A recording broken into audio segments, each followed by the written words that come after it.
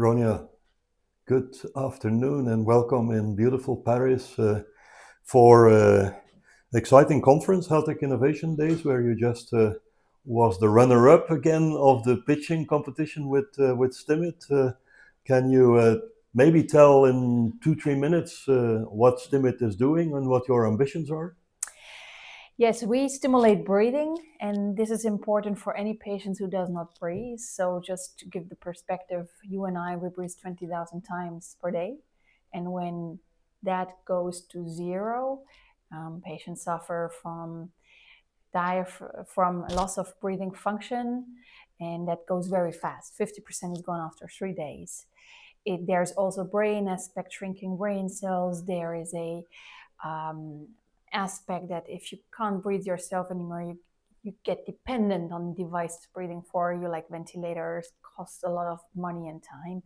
And that is our passion, to just eliminate these consequences by just empowering patients to breathe. And we do that using neurostimulation, cutting-edge technology, first non-invasive company in the world, in North America, to get this approved.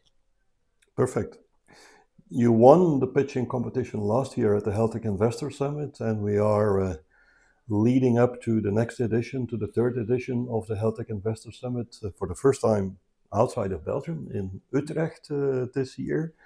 Tell me a little bit what was your experience last year? What did you think about the HealthTech Investor Summit? Did you get something out of it? Yeah, it was a very surprise. I applied last minute, as you know. I'm very glad I came in. And then I appeared, and it was just, for me, the perfect conference because it was the right size. So it's like you meet people again and again during the 2 days that I was there. Yes, I did win the Scale Up Award, which was really giving me the visibility, and then contact started. There were like investors from the US. There were investors, of course, from all Benelux areas. And there was a lot of interaction, people I'm still in contact with today. And yes, the first passionate investor joined right after, we met during that meeting, and from there the ball started rolling and others joined in, and now the majority of our 12 million funding round is already reserved. That's a very nice result, and so it would be great if we can do a little announcement around the conference. That would be a nice success story to share with the other attendants. You referred to Benelux. Of course, what we try to do is bring investors from across Europe. This year, we're expanding the geography. We'll have the first investors from Spain, from Italy, from Portugal that will be present also. We have some investors from Switzerland, from Germany that will be there. We do bring a number of corporate players for the first time this year. We also have a corporate venture and LP breakfast meeting that we're organizing. But you still decided to go along at this point in time with a number of Benelux investors. What's your appeal? You have a little bit of history personally in the Netherlands, I think, but how do you look at the Benelux ecosystem as a whole right now? It was a big surprise for me. I started fundraising in Switzerland, and then suddenly I stumbled via the conference over the Benelux system, and the focus on healthcare and making things big and scale them, not only in Europe. A lot of funds are also US and Europe focused. That was a surprise to me. And there is, not only from investors, also from governments, a call for medtech. And that is definitely a big chance. Also, Stimit has to create a European footprint because we expect MDR next year and FDA the year after. So to spread it out and sell it, that is where we need to expand. Talking about Europe, are you at this point in time also financially supported by organization like European Innovation Council, or are you considering that? Are you looking into that? Are you thinking about that? Yes, eligibility will be after we create an entity, which is planned maybe already at the Utrecht conference. We have that subsidiary in the Netherlands. Ik ben zelf in Utrecht geboren, so there is a Dutch background here as well. I feel home, and so this whole ecosystem is thriving. The grants we can only access after that.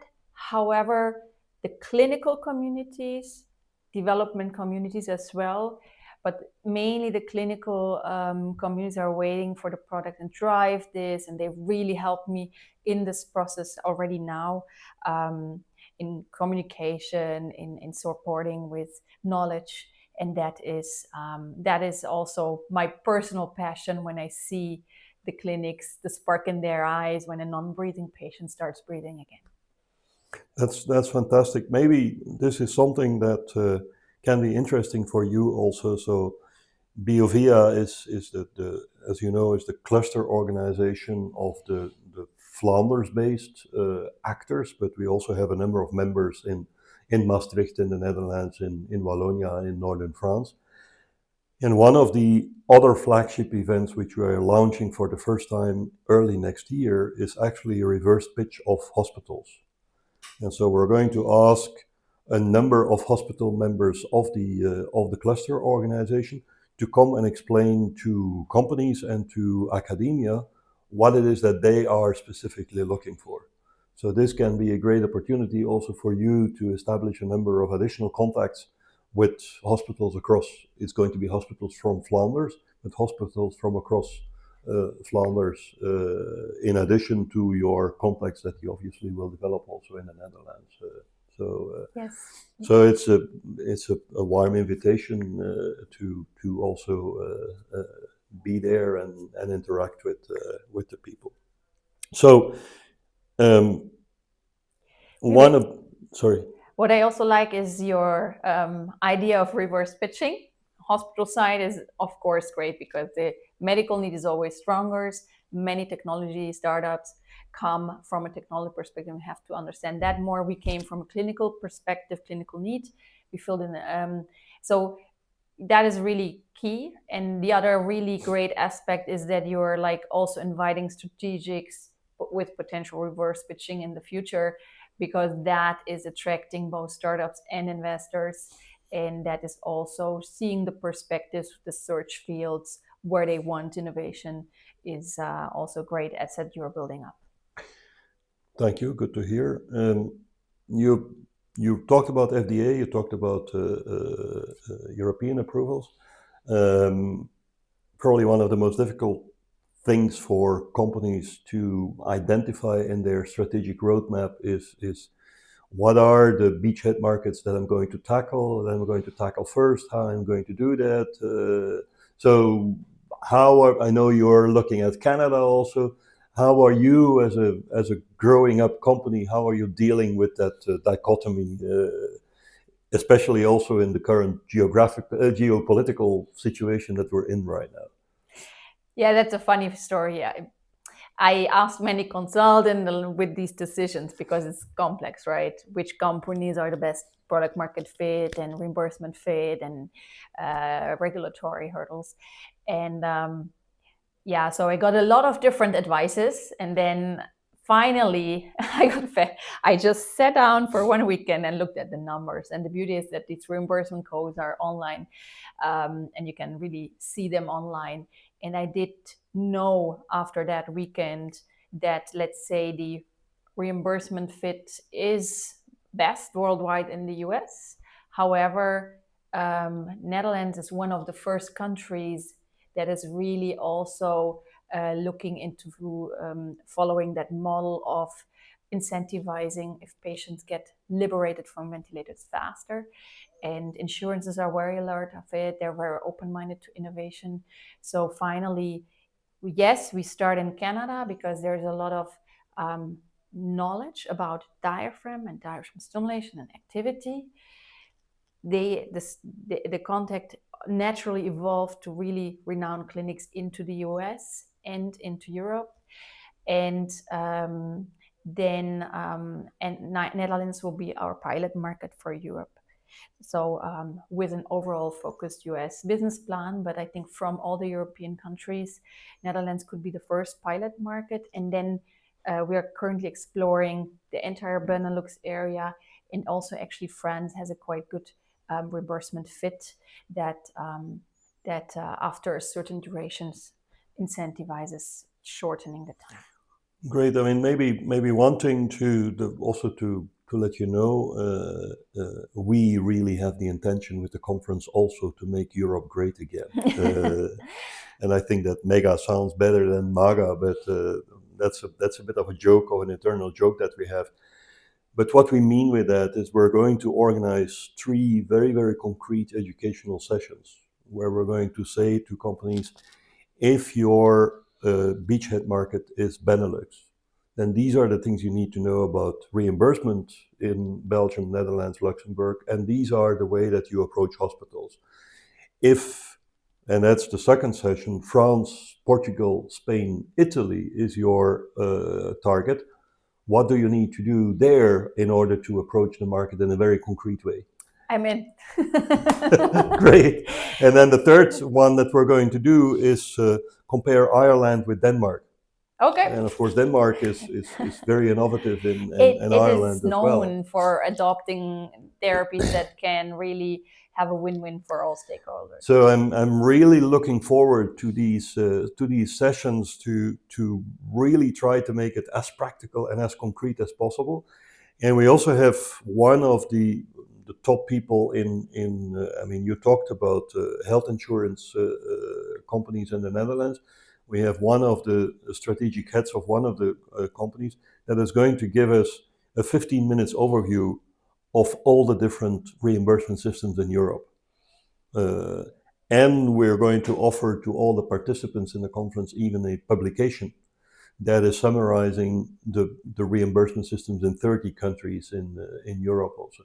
So I think what we're trying to do there is not say you should choose between the US and Europe, but say if you want to roll out your product in Europe, what are then the things that you need to know, amongst others, about reimbursement? And then you need to pick your markets where you want to enter first, and then what do you need to know about that market? Exactly. And what you are saying, it's not about this or this market. It's just about order of priorities. I mean, once this becomes more established, the value will be for every country. However, where can you get easiest first step and maybe most an innovation price in the beginning, and then scale from there and roll it out from there? That is a very, very good step. Yeah, there is of course a need to harmonize the reimbursement landscape more in Europe. That will definitely foster investment into Europe and growth, because regulatory is harmonized. However, the reimbursement is not. Yeah, I mean, that's still a challenge that we have, but I remember last year we had and I think you were there also, a presentation of Anne de Geest, who was giving a summary on how simple the system in the United States is. And sometimes I think we oversimplify the United States. We say United States is easy, it's one market. It's not. Yes. It's not easy. It's not. You have to be there. You have to be local. You have to be present. I'm also different. Committed to going ourselves as a family. It's necessary. Yeah. Okay, great. So if I understand it correctly, you're close to a closing of your next round. You're ready to take off. You're ready to shine again. And we're extremely happy to have you again as one of our winners last year, to have you again in Utrecht. And I hope you succeed in everything you want to do in the coming years to come.